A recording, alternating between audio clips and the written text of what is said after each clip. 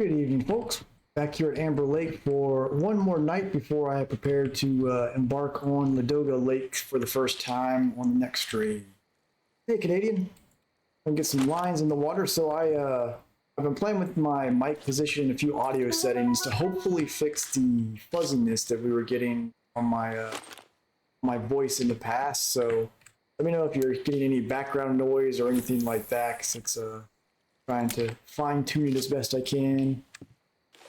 I'm going to order a shock absorber arm because I know the biggest thing is that it's picking up a lot of the keyboard clicks, which I think it was more just the vibration it was picking up, which I won't be able to fix without a shock mount. But hopefully the voice will be a little bit clearer than it has been in the past. Definitely let me know if you're hearing any weirdness to it that shouldn't be there. Recording anything right now, or just doing some deep sea fishing right now, Canadian? Already getting a nibble. Tonight's tea is a Moroccan mint. So I'll go ahead and bring this fish in. Okay, good. So is it picking up? Because I know, like, I want to figure this out, but in my headset, I'm hearing a little bit of a background fuzz that I wasn't hearing before. Is that coming through for you, or is that just on my headset? Hey, Cappy, how you doing tonight? Oh, I lost a leader. That's not a good start there. Yep, rockin' mint tea tonight. It is a strong minty tea. Nah, the pike are just mean, that's all. Okay, so your headphones, okay, so something just on my headset in, so I'll probably just need to adjust my volume a little bit. Fix it. So I was in my studio settings, I was able to at least eliminate the mouse clicks and muffle the keyboard. Like right now, are you hearing any of the keyboard taps as I go back and forth here? Tried as best as I could to eliminate the sound altogether without a shock absorber, but only so much I could do. Because you are hearing those. All right, so yeah, I guess I'll have to just deal with it until I get the shock absorber mount in. Yeah, I've been noticing for a while that like my voice was coming through like almost like a slight bit of static only when I'm speaking. So I messed around with the position, and everything, and it's going through much clearer now.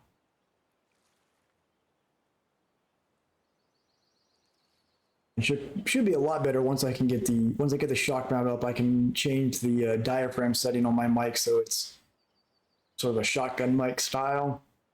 Because I know like one of the things right now is I've got an overhead ceiling fan that is probably causing some of the interference. That's probably the static fuzziness that it was picking up, honestly. Being able to switch to a shotgun diaphragm on the mic should help with that quite a bit. But hopefully Amber Lake's going to treat us well tonight. And I figure on the next stream I'll do some research tomorrow afternoon and see what all I know I'm going to need to pick up some caddisflies, and I'll see what else I want to get prepared for to go to Ladoga Lake, try some floating bottom fishing there.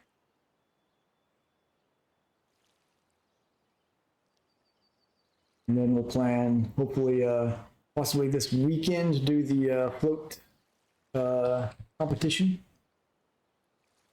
Yeah, I hear you there, Ken. It's like there's just not great software out there that lets you like monitor very real time.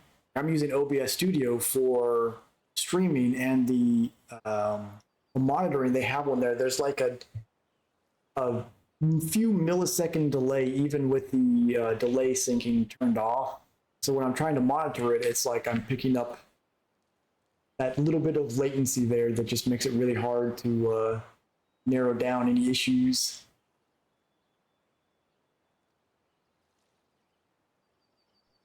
Why I prefer analog for a lot of that stuff. I just need to get me a nice little. I've got an analog mixer board. I just need to get an XLR mic that'll work on USB. Hey, Dream Slayer, how's it going? The other thing I want to figure out is how I'm going to deal with my skill points here. I've got 3 available. I want to get 4 back from bolo rods. I may end up just it's costly, but like it's 4 valuable points, but 4 is not enough for me to justify using the free reset. So I think we're gonna reset, get these 4 points back, put 3 of them to just go ahead and max out telescopic rods, and then I guess I need to figure out if I'm catching more on hair rigs or pop-up rigs and invest in both float and bottom fishing for that rig type, so I can start getting some larger fish on average.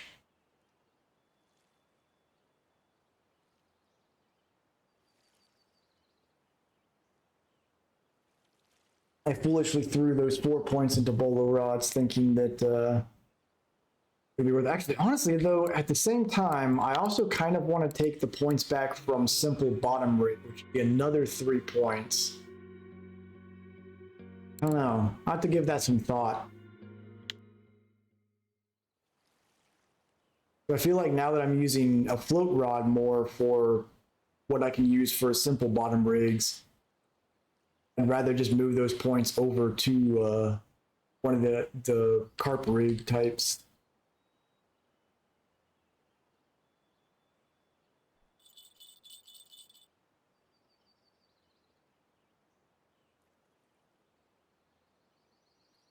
Anybody has any thoughts on all that? Feel free to let me know what they think on that. What else did I want to discuss here? So, I decided on winding rivulet for the float competition just because I want to have it to be accessible to anyone, not just people that are high enough level for Seversky, and especially even because it's float, some people may want to make an alt account just to get into float fishing. That gives them a way to hop into that and get right into the action. And we'll do total kilo of fish weight.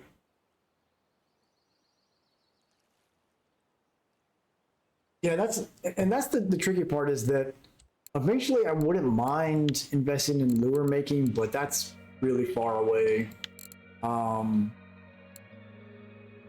I think that's, if I do that, that's essentially 7 skill points I could get back. And I can worry about marine fishing at some point down the road. So, okay, that was spinning wheel. I was about to say, I don't remember putting any points into there. Oh, you got the 30 days premium. Very nice, Cappy. Get that those sweet happy hour bonuses. Yeah, I think that's what I'll do. I'll write down everything I've got my skill points in tomorrow, and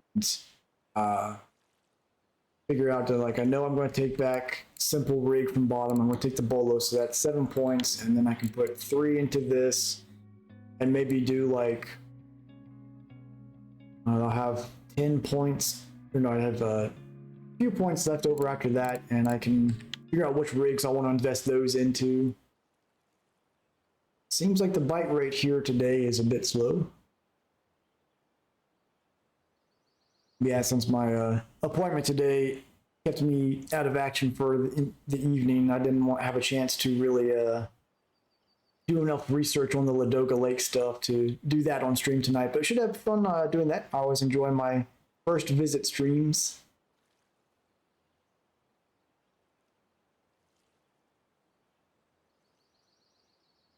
Oh, you broke the rod. I saw you broke that leader earlier. I didn't realize you broke a rod too. That's rough. I always and in case you didn't know, and anyone watching around that doesn't know, as far as tackle, always make sure that there's sort of like an order of operations to it. You've got your max load capacity of your rod. Always make sure your reel's load capacity is lower than that, and then make sure that your fishing line's capacity is lower than your reel. If you do that, then that generally assures that the worst thing that'll happen is your line snaps. If you start having the any of those upper parts be stronger than the line, then the fish will end up exerting more force on your reel or your rod, and potentially break those before the line breaks.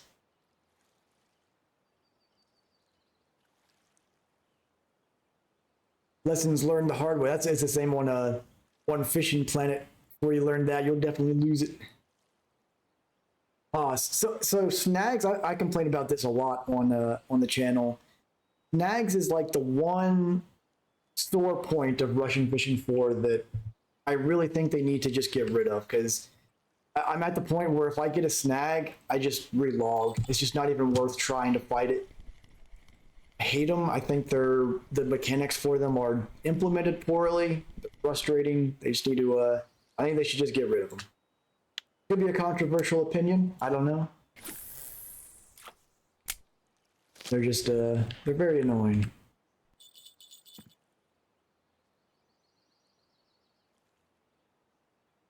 Oof. So I remember my first trip to the sea. I had bought one of those lurker rods, which they're like 117, or not rods, lures. They're like 117 silver.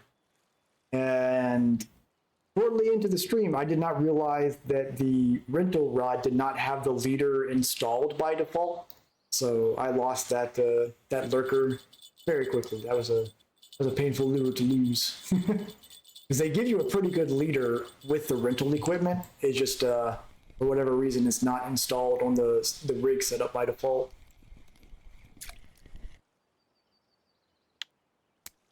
We're not getting terribly large carp tonight, but maybe they're just giving us small ones to save up for a nice big juicy linear albino or something. That'll be good. That is the truth there. They're all learned the hard way. There you go. Bite rate's picking up. Not much going on with the float rod though. Got a barbel here. Ooh, that's a really nice barbel with a double bottom fishing game. Take that.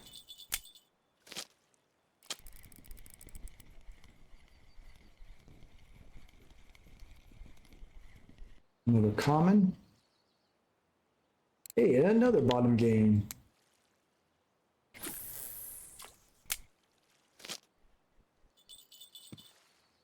Now, one nice thing about having the float out there, kind of gives you a good spot to aim to throw your ground bait out there and then aim just straight for the float to know you're in the area the ground bait's affecting. Useful for when you don't have spots unlocked. I think that's the wind blowing the float right now, but I'm here. What bait do I have on there currently? I might change that out to one of the others because this isn't picking it up.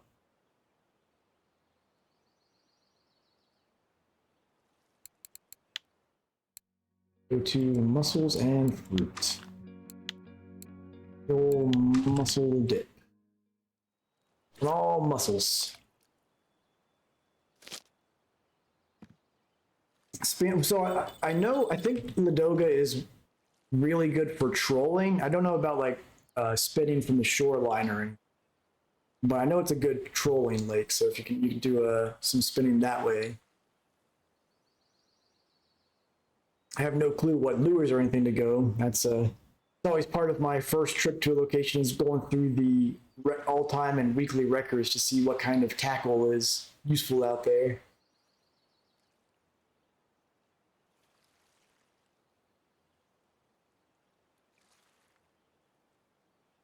Yeah, so it's supposed to be a good map for trolling. It seems to be less popular than Volkov and the Archipelago. I don't know if there's a particular reason for that, but it does seem to be, I hear people talking about it less in conversation than those two. So honestly, like Ladoga Lake's one of those weird ones where it's, you don't hear about it often in general. Same with like Sura River. There's not a lot of people that go on then. Yep. Can't troll very well without a rod. I guess technically you could just wrap the line around your hand, toss it out there, hope nothing big enough comes along to snap your wrist.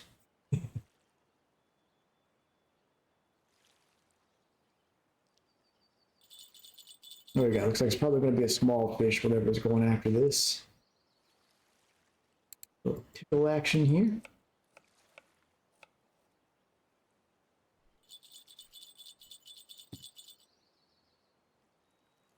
Not on the hook yet. There we go. This hasn't been as much of a nibble on the telescopic today. Another tiny carp.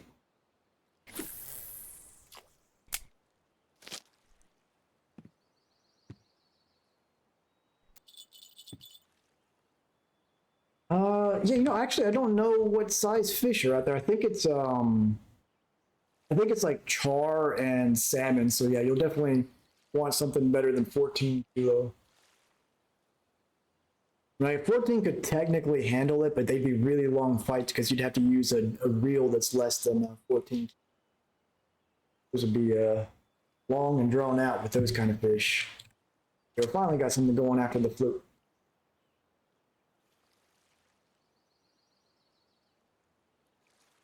Missed it. Looked like it was popping the float up, but guess not. Pulled up prematurely.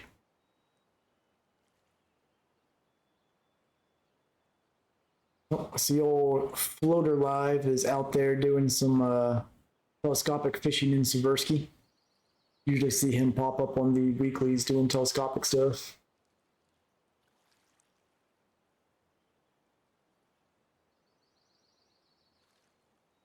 Yeah, it seems like just looking at the fish species available at oh, congratulations on that level up there from a pumpkin seed sunfish at that. Very nice.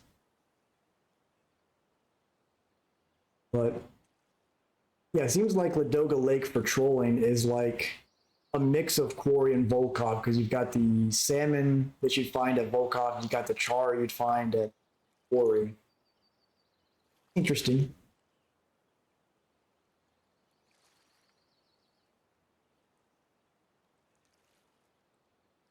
We are, other than that barbel, we are not off to a great start here. Wonder if the bait habits have shifted a little bit or something.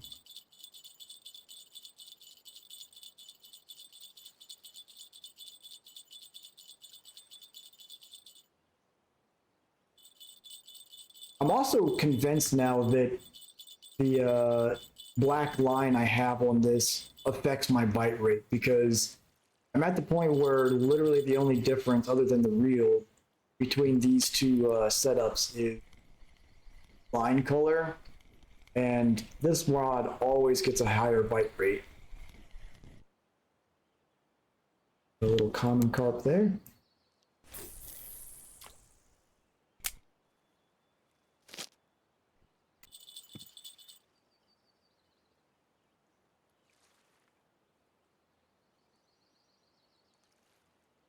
Which is interesting. You would think in rig types that use leaders, the color of the line wouldn't really matter too much because those leaders are long enough that the fish shouldn't be seeing the line, but it's the way they have it coded. That's not quite the case.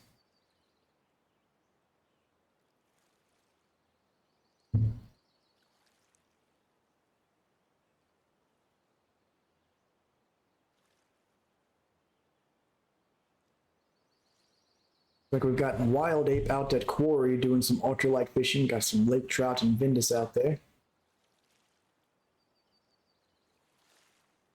For a budget rod for casting, what would be good for you to get? Let's see, what's the capacity on this one? So you could go for one of these express fishing heavies. They'll get by. Like you can even use their. You can technically use an HSV on them, and I know they're a lot cheaper than the Model 1. They're not future-proof, so you're pretty much going to be tapping it out. But if I remember correctly, they're pretty affordable. I think they're only like 600 silver or something like that. Is it even still for you, even with Spod? Makes sense. Just a slow week for Amber, I suppose. Hopefully when we go to Ladoga Lake, it'll be much more hopping. this has been.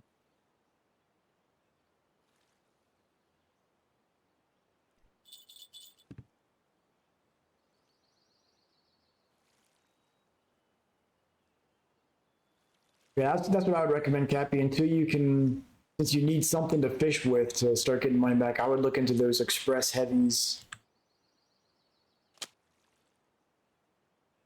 I actually used those for a long time on Volkov until I could afford the Model 1 and the Super Duty.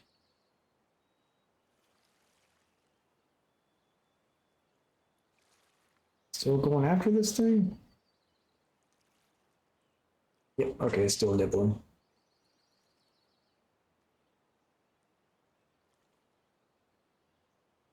All right, Telly, give me something big.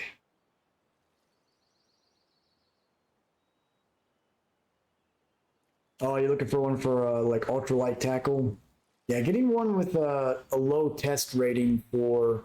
Well, okay, so I will say if you are just doing trolling, the test really doesn't matter because the main thing you're going to deal with using a smaller test than your rod is built for is casting distance, which when you're trolling doesn't really matter as long as you can get it like 18 meters out, you'll be fine.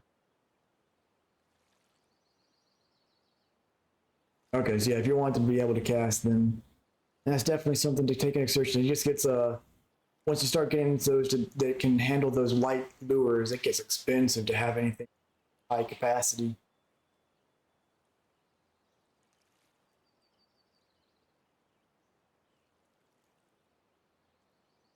Definitely a difficult juggle there. It's almost where you need two different rod setups for it. One size fits all is just not very great.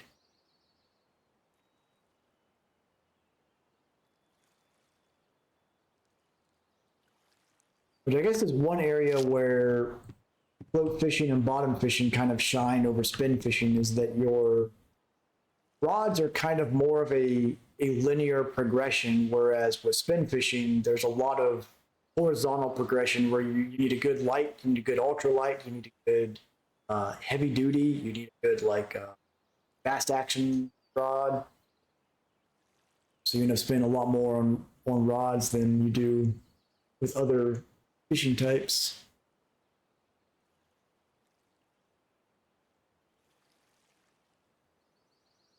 Time to start catching them fish. That's 600 silver. If you've got some light tackle, you could try Tversky if you've got like a good or a small float rod. Also, even like the free bamboo rod you can get from the administrative buildings, you can probably go after some Shemaya out there at Tversky. All right.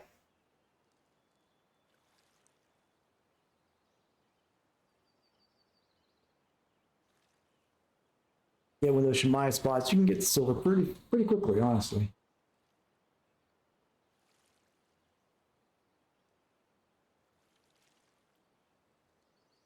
Yeah, I'm definitely feeling that. It's very slow.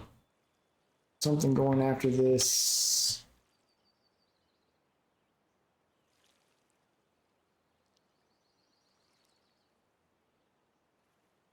There we go. Oh, okay. Give me a little bit of a fight there at the beginning, but I think we got him. Looks like we've got a decent mirror carp. It might be a frame sight, but I think it's a mirror. Got a little bit of that orange tint to it.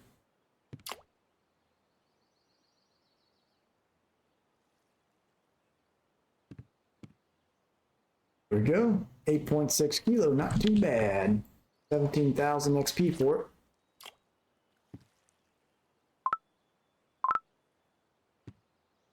Oh.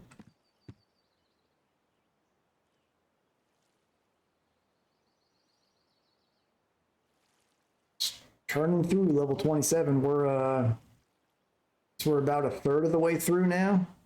A little bit over that.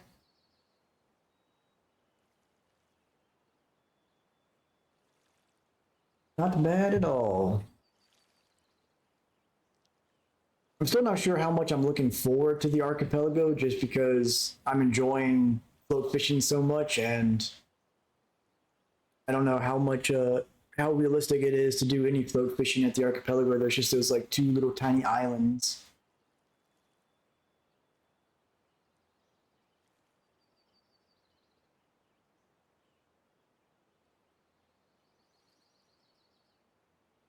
Throw some more ground bait out there. Wake up, carp.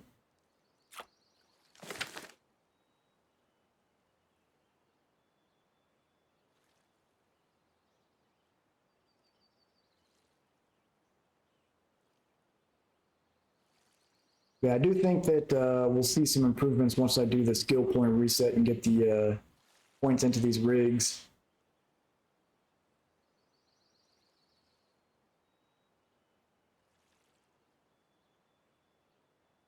Yeah, that is pretty pricey. Like you really have to have good days to pay for that. At least like a Volkov, it's what 12 silver for a 5-day ticket, so you can pretty much be guaranteed that one of those 5 days will more than make up for the ticket. The ticket costs 300 silver. That can be dicey.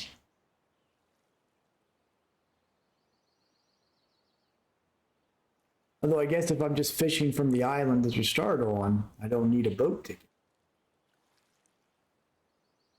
Modern problems and all that.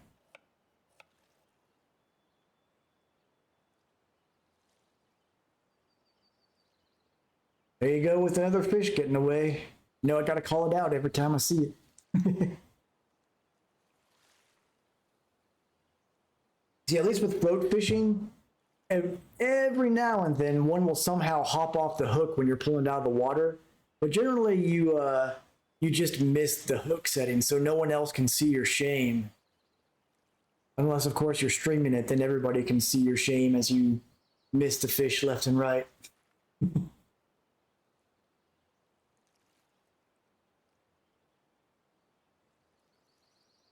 But see, when you're at the sea, at least, you get a fish got away. You know, that can be, you could just tell everyone it was the great white whale. You'll be forever chasing it.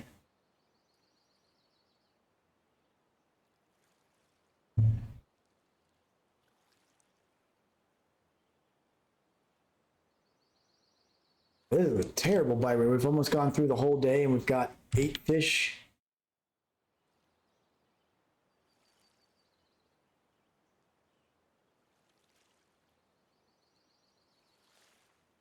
And they've all been small for the most part.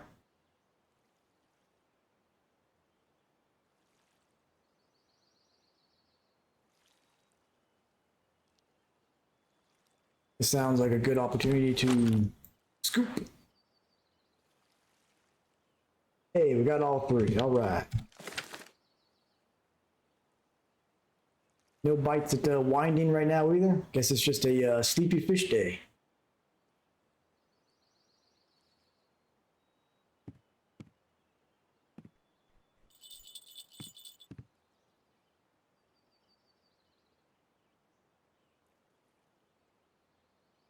Yeah, I feel like some days that is the case. No matter where you go, you just aren't getting anything to hit. Someone's a Barbie girl in their Barbie world.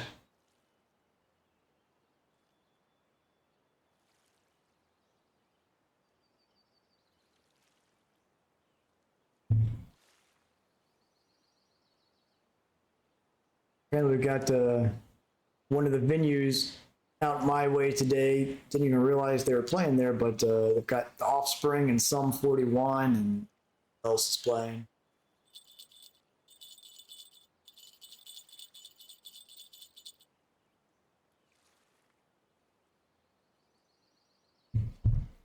Sum 41's interesting. I feel like they have a few songs I like, but overall, their songs are kind of blend together too much. Hey, that Mirror Carp was a Telly Weekly record.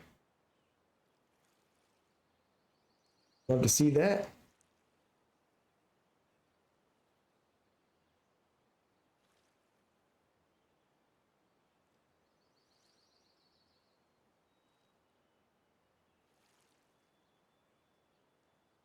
We had a nibble for a second there. Carp thought better of it. That's right. That's the trick there. You can, if you start trash talking them, they'll get back on the hook.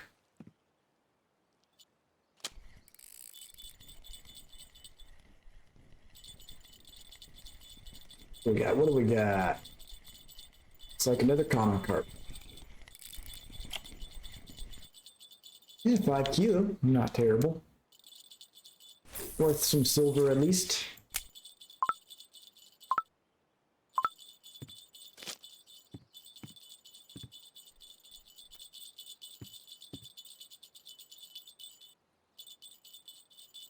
Mitt carp.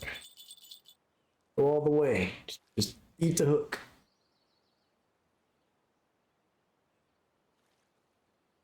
There we go. And looks like another common. Almost 4 kilo.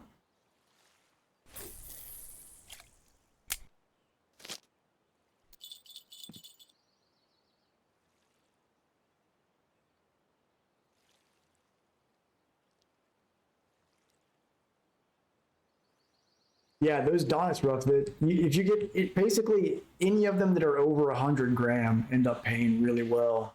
Although 40 silver, I'm surprised it was that low. When I was at Seversky, I got one that was like 100, I think 149 gram Donut's rough, and it was like 60 or 70 silver.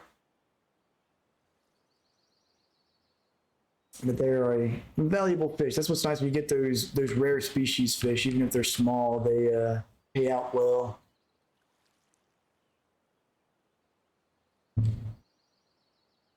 Like here, if I get one of those ghost or albino carp, pretty much makes up the entire day's profit. Got a pickle here.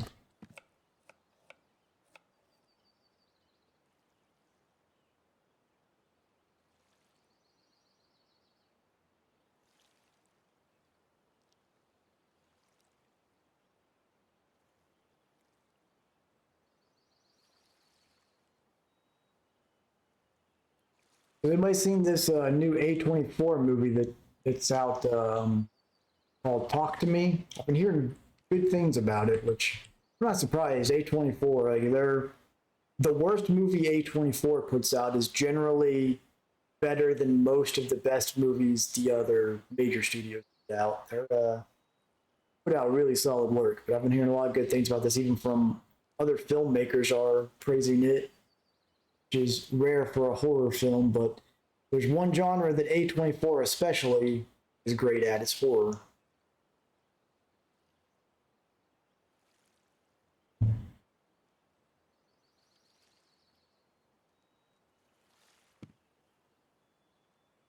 I didn't have my appointment earlier. I was going to go see that at the theaters today. Yeah, hopefully it's as good as they're saying. I'm looking forward to it.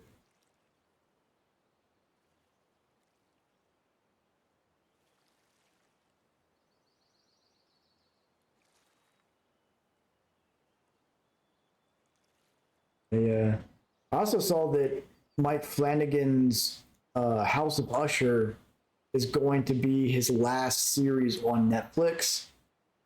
I'm hopeful that we'll see him land on like HBO Max or back to doing movies or something not long after, because he's been doing some really great work on.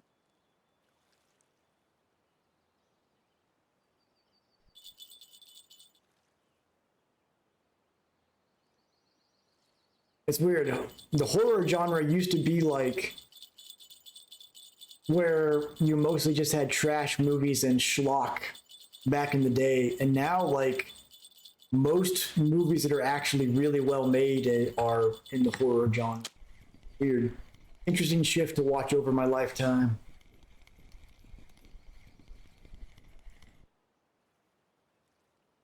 A little small mirror carp there.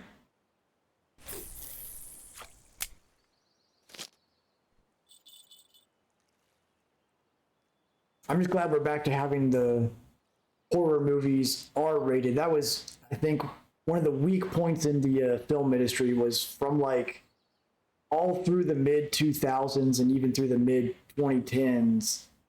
You had all the comedy movies become R-rated just to do, just so they could use foul language the whole time as the source of their comedy. And you had the R-rated or the horror genre go to PG-13, so they had to trim back all the stuff that make horror movies usually really good. And you guys are doing this backwards.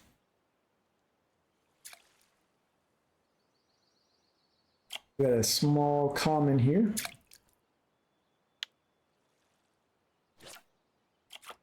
But we're slowly starting to see that go back to shift to where it's at. Like you have your occasional R-rated raunch comedy, which is fine, but get back to more of your typical comedies being PG-13. Back to horror genre being in the R realm, so they can have all the schlocky gore and violence we love.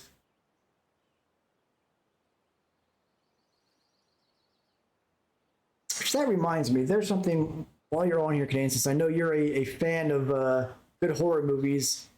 I have an import that I actually ordered from Canada recently. I remember where I put it. I will go grab it in a few minutes here. I think you'll appreciate it.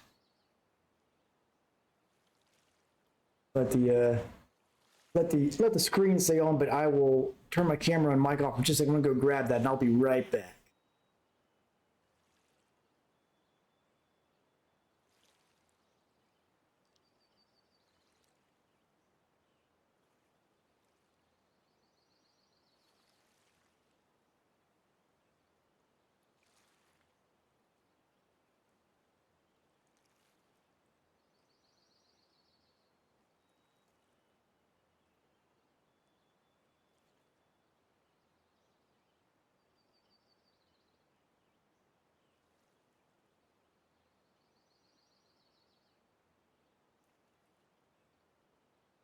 Did I miss any fish while I was gone?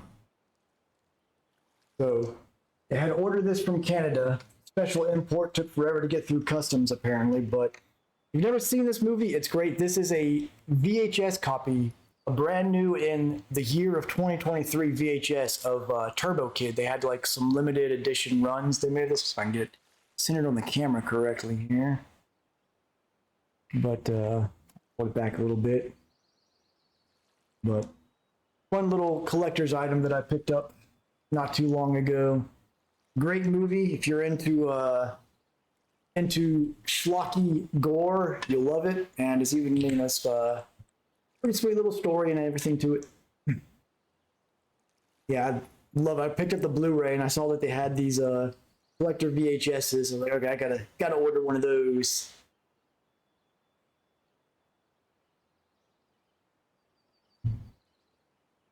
Apparently because it's a Canadian, small little independent Canadian film, and they never did a physical release outside of Canada apparently. So I had to, or even my Blu-ray I had to import. Luckily I've got region-free players so I can watch things from any region.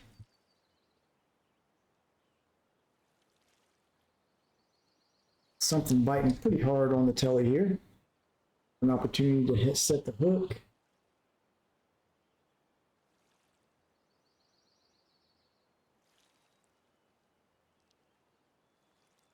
There we go. We've got another small common carp. Ugh, man, this spot on amber is not great. This is actually a gibble carp, but still, bleh. Not a great spot here today.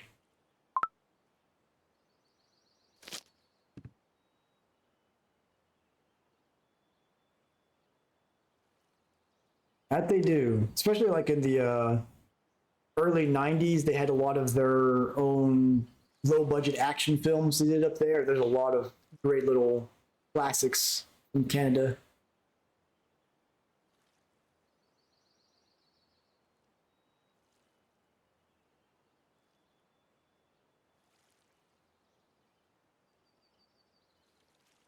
And like, I feel like every almost every American TV show now is filmed in Vancouver. Yeah, I hope so, Cappy. Hope so.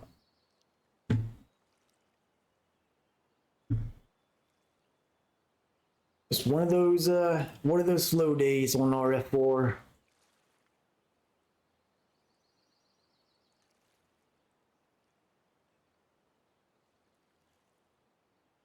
Yeah, it's weird. So Vancouver is where I missed that one. Pulled up too soon. The basically Hollywood took all of its TV series filming up to Vancouver, and all of its movie filming they've taken out here to Atlanta. Kind of followed me out here. Now I was actually when I was in elementary school, I lived out in California and was pursuing a career as an actor. I was in like a couple small commercials, and when we moved out to Georgia, at the time there was a no film industry out here, but when I moved out here, the day we moved in, my casting agent had our forwarding number but didn't realize where the address was, and I'd gotten he called because they wanted me to come in to play Dennis in the second Dennis the Menace movie, but we just moved literally to the other side of the country, and I was about to start school because it was in the summer between elementary and middle school. So ended up turning it down and never really got back into acting. And now, 20 years later, Hollywood's come here to Atlanta and followed me.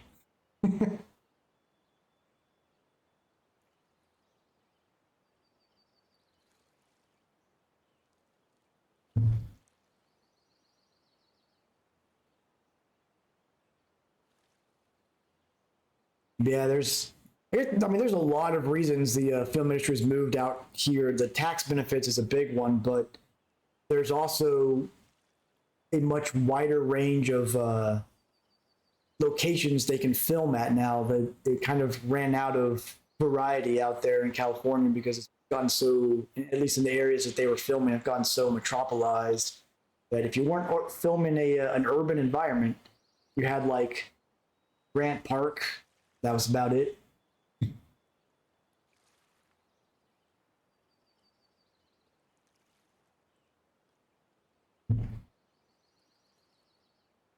Could have, could have. Who knows?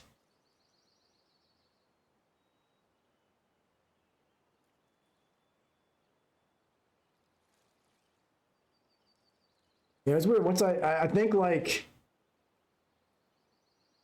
the reality of that setting in when I moved out here and being like, oh, I got a part for a film, which ended up being a trash film. I probably more or less dodged a bullet there, anyways. But kind of like realizing, well, moving out here kind of missed the opportunity. I didn't even pick up theater or anything at school here. I kind of just walked away from that entire industry and going more into music and stuff like that.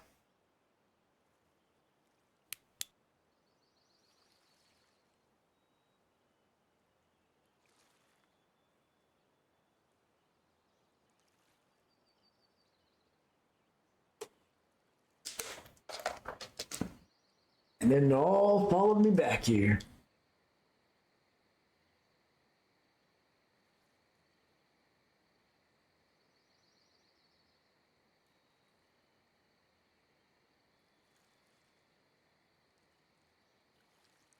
Yeah, it's funny seeing like all the filming they do on TV series in Vancouver, but they reuse the same studio lots and everything. So you'd be watching different TV shows like, yeah, I just saw this location on a different show. What's going on here?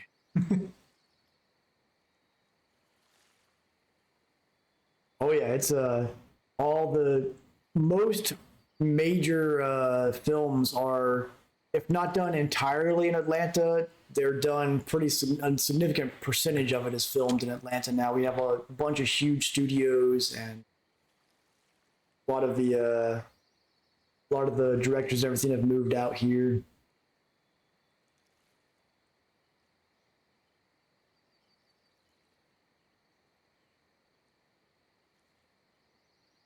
Oh, the muscles are just you know Just going after your leg hair, that's all. Getting a bit of a nibble there, but I guess it gave up. Nope. Maybe there's still a little bit of movement.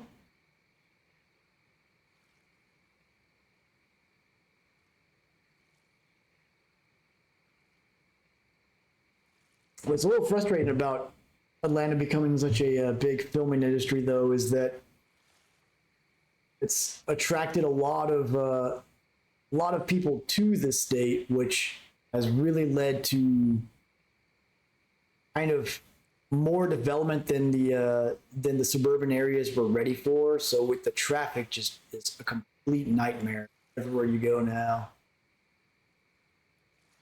Because to accommodate all the people moving here, they built all these neighborhoods for people to move to, but they didn't expand any of the roads to make up for the literal hundreds of thousands of additional cars on the road in the last 5 years.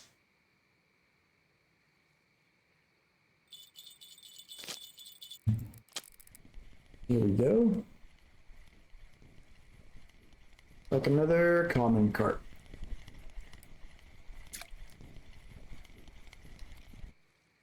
Not too bad, 7 kilo.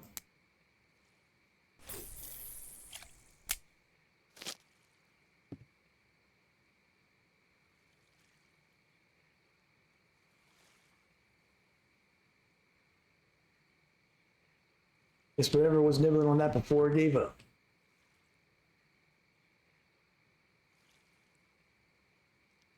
Man, so the worst part about Atlanta is that it's not just downtown.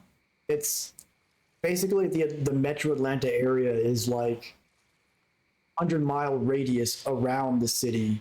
All the suburbs and everything are filled with traffic as well. And we have no real public transit to speak of. Like we technically have a transit line downtown, but it's terrible. And I think the comedian Louis Black put it best. It's a train that goes nowhere because it just kind of goes around downtown. It doesn't actually go out to the suburbs, so it doesn't provide an option for people to get into or out of town. So as a result, we have all these suburbs that have people that need to go into town for work or recreation.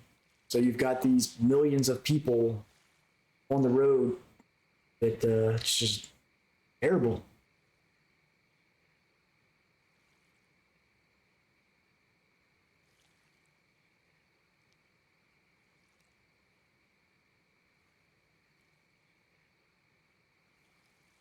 I swear something that just keeps teasing me on the telescopic here.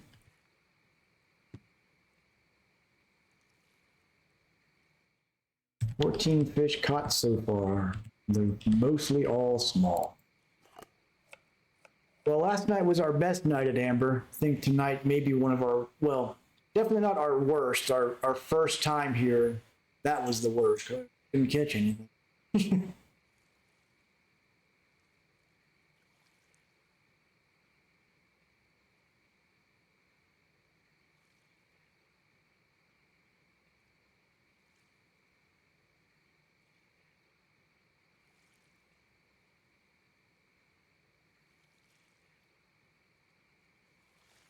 See, that's what's nice is once they start getting some useful transit lines, it helps so much because there still ends up being a ton of traffic, but at least you have a way to get around it. If you great.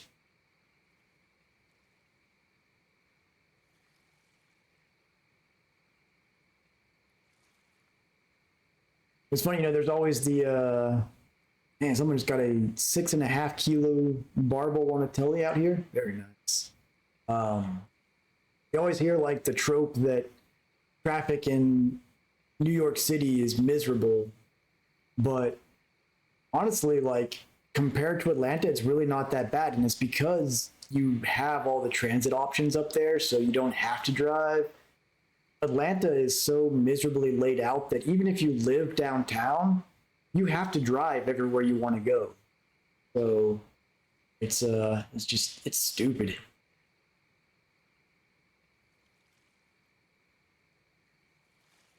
I think we got something on line 2. Line went slack. Yeah. Small, whatever it is. Another common carp. Yeah, it absolutely is. It's been interesting to watch. It used to be kind of like the service job center of the US. So we had tons of office buildings and just a lot of service industry jobs.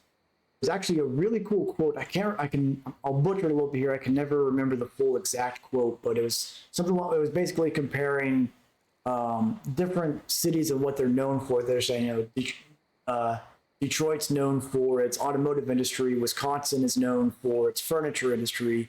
Atlanta is the home of office buildings. But as we've reached a point in the economy where a lot of those service industry jobs are now sent overseas, we had all these office buildings and no jobs to fill them because the majority of the work that was being done in Atlanta was offshored. So they just started being replaced with apartments and condos. And then the film industry started pulling in here, so that's kind of become its biggest industry now. But now it's all those office buildings that used to be service jobs is just apartments and condos.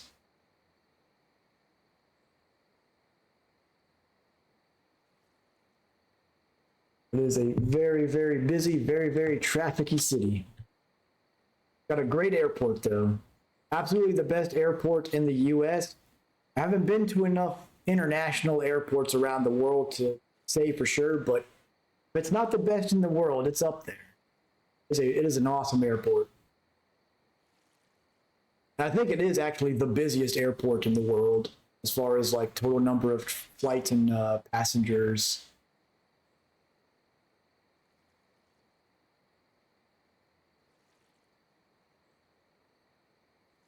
Take the hook.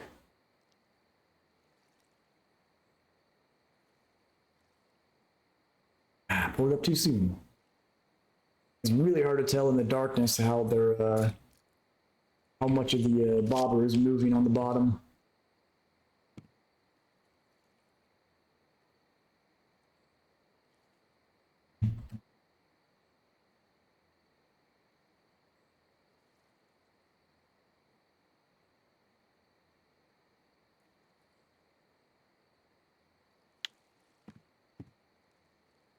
Yeah, our airport is like, it's basically a small city.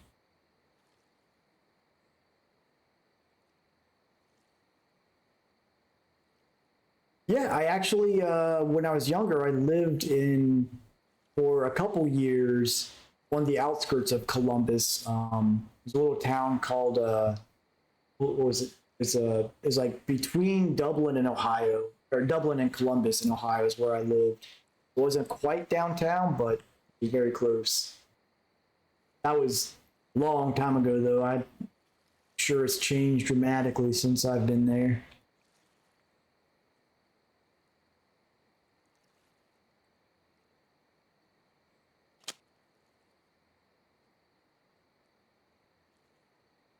Oh, come on, come on.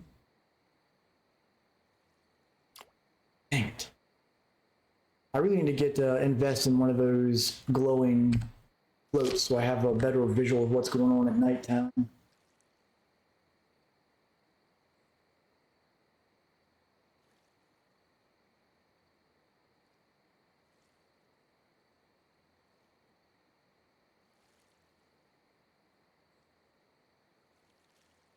Columbus is the Midwest emo capital. Well, Columbus specifically, but Ohio in general.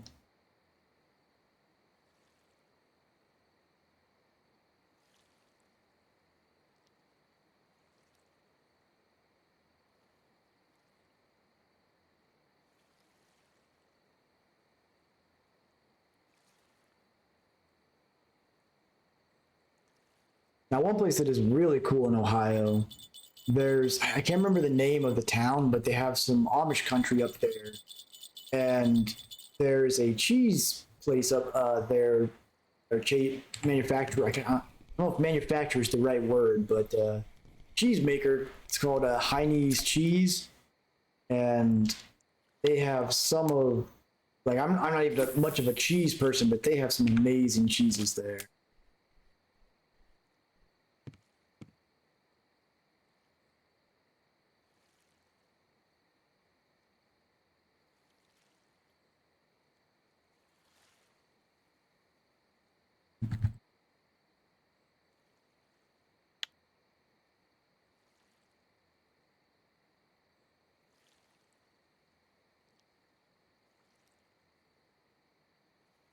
What are we up to? Well, at least we've got 16 fish in the net.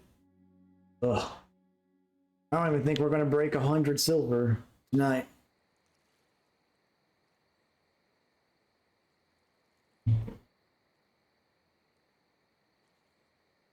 That they do. They good food and good furniture. Get some Amish built furniture. Oh, you got another fish got away. You're out there thinking about that Amish food, letting the fish get away.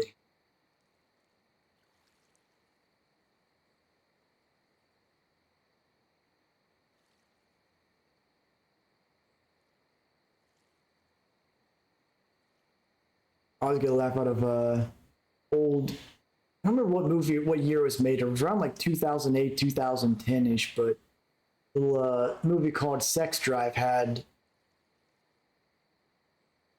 not really like big actors as main characters in the film, but Seth Green has a appearance in the movie. He's basically like a really sarcastic Amish guy. Hilarious. Never seen it. It's pretty funny.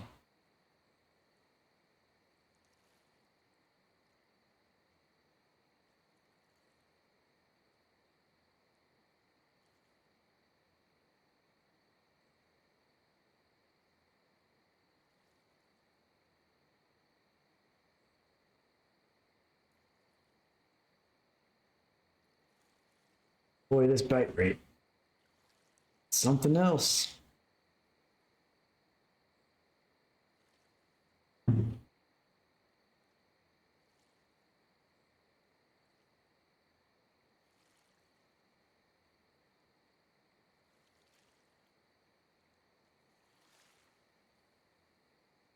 So I think the only fish we've got today that's worth, it's going to be worth more than like 4 silver, probably this barbel.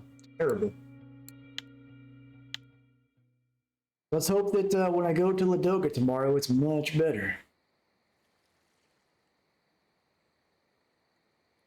We have a film buff.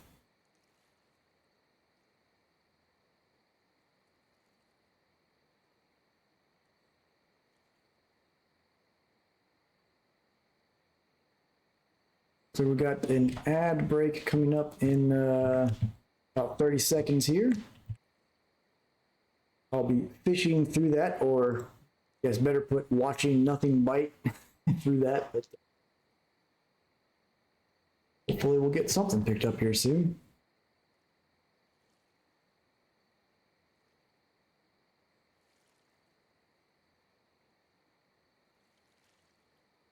Someone got a weekly record of 15 kilo Ladoga salmon. I bet that sold for a pretty penny.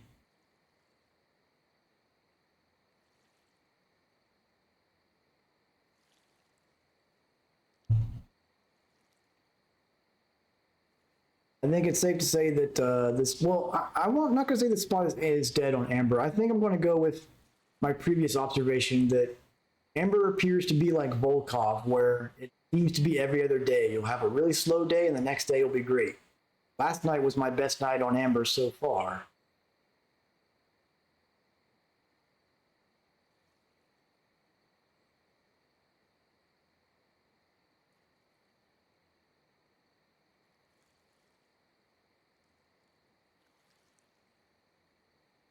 It's a hot potato lake. Yep, as barring any unforeseen circumstances, I should be streaming tomorrow, and I'll do the first trip to Ladoga Lake for that. Only because my appointment today was actually for Lex, just an annual checkup, so making sure we'll get his blood work sampling and everything back tomorrow. So as long as I don't have to go take care of anything from anything they find from that, good to go to stream tomorrow.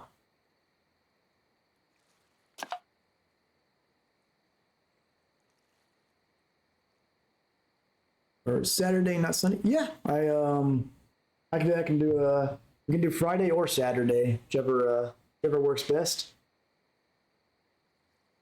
I didn't realize, man. I know you had mentioned the 20th was when you were heading out of town. I realized how close we're already to there.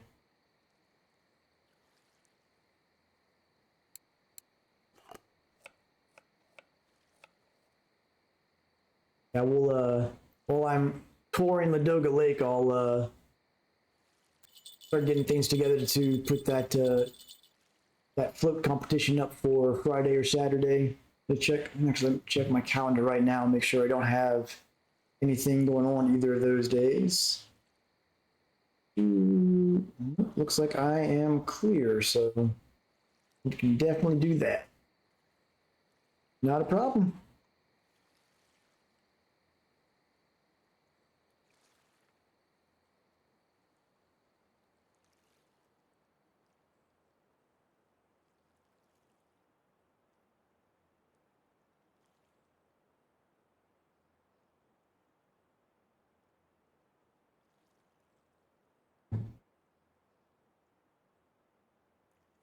So how long are you going to be out of town? I know you mentioned it's going to be like a week or two, going up there to the northern territories. They got any Bigfoot hunters up there in those northern territories?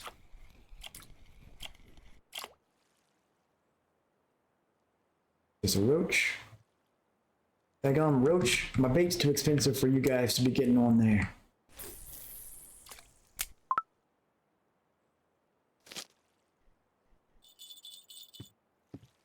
Chasing down the Sam Squanch.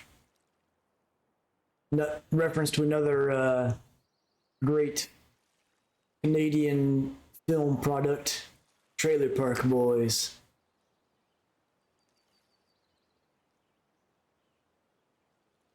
I've always wanted to see a crossover of Trailer Park Boys with It's Always Sunny in Philadelphia, where it's basically just seeing who can be the worst human beings.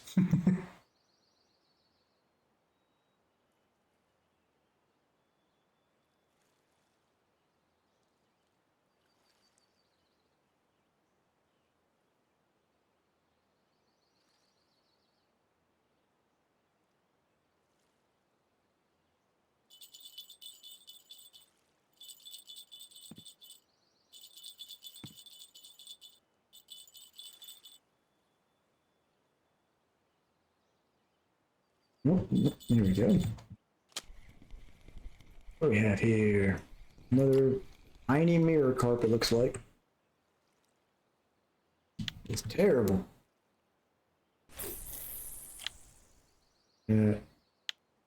18.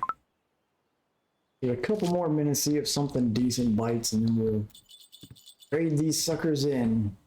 See if we got enough silver to even pay for the bait. Well, that's probably because Bigfoot's, he's always aspired to be an actor, so he's hanging out there near Vancouver to try to get some of those acting gigs. Obviously.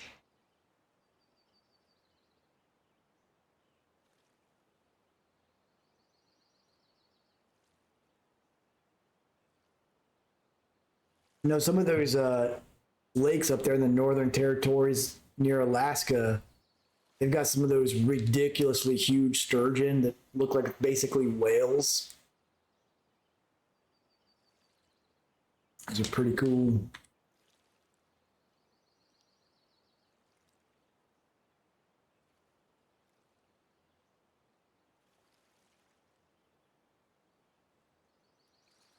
It's interesting to see how calm a lot of those old sturgeon are. Like they've been caught fishing enough and released that they just don't even care anymore. They just come right up to people and be like, whatever.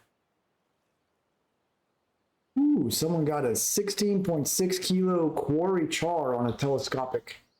That was a fun fight.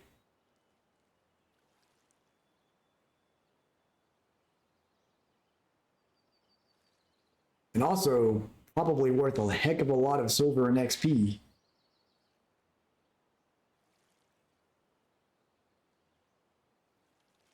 Maybe something I need to do at some point for stream is try some float fishing for lake trout and quarry char out there.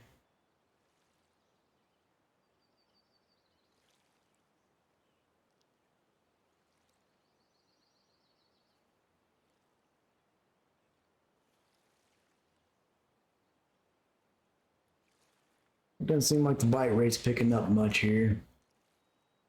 I think it's safe to call the spot dead for today. Let's see if we got anything that we can turn in at the cafe. I doubt it, but maybe we'll get lucky. Every now and then they have an order for a small mirror carp. I'm getting low on the squid and fish dip as well.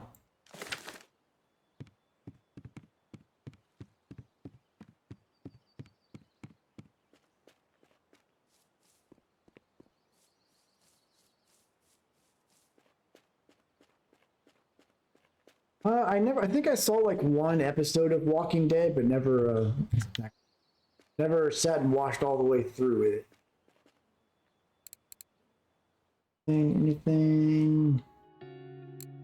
Hey, we've got one, so 22.4 silver. I'm sure that's going to be worth more than the carp itself, but let's find out. I'm going to guess we've got 97 silver on today's haul.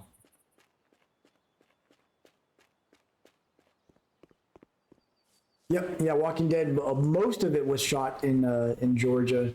They have where all the sets were and everything. They have kind of like walk-through museums of it. 147 from you. See what it came out to. Hey, it's actually 119, so I was about 20 off. Not terrible. So let's see that one mirror carp. That okay, so it is going to be worth selling him at the cafe order. So with the cafe, I guess we got a little over 130 silver for the hour. It's not good, but it's decent. It's passable.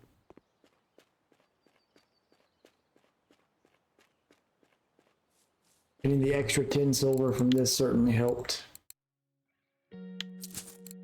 1,800 silver. All right.